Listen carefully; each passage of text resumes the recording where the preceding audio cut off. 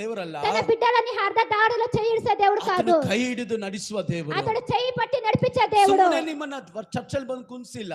మిమ్మల్ని ఊరికే సంఘంలో కూపెట్టలేదు. ಸುಮ್ಮನೆ ಬಂದು ನೋಡು ಅಂತ ಕುಣಿಸಿಲ್ಲ. మిమ్మల్ని ఊరికే వచ్చి పోండి అని కూపెట్టలేదు. ಅದ್ಭುತ ಸೂಚಕ ಕಾರ್ಯ ನೋಡುವಂತೆ ನಿನ್ನ ಕುಣಿಸಿದ್ದಾರೆ. అద్భుత కార్యాల సూచక ನಿಮಗೆ ಬಿಡುಗಡೆ ಕೊಡಬೇಕಂತ ಕುಣಿಸಿದ್ದಾರೆ. మీకు బిడుగಡೆ ఇయ్యాలని కూపెట్టినారు. ನಿನಗೆ ಅದ್ಭುತ ಕಾರ್ಯವನ್ನು ತೋರಿಸಕ್ಕೆ ನಿಮ್ಮನ್ನು ಕುಣಿಸಿದ್ದಾರೆ. మీకు అద్భుత కార్యాలు బిడుగಡೆ చేయాలని దేవుడు కూపెట్టినాడు. హల్లెలూయా హల్లెలూయా. ಆತನು ಮೇಘಗಳಿಗೆ ಕಟ್ಟಳೆ ಕೊಡುತ್ತಾನೆ. అతడు మేఘానికి ಮಳೆಗೆ ಕಟ್ಟಳೆ ಕೊಡುತ್ತಾನೆ.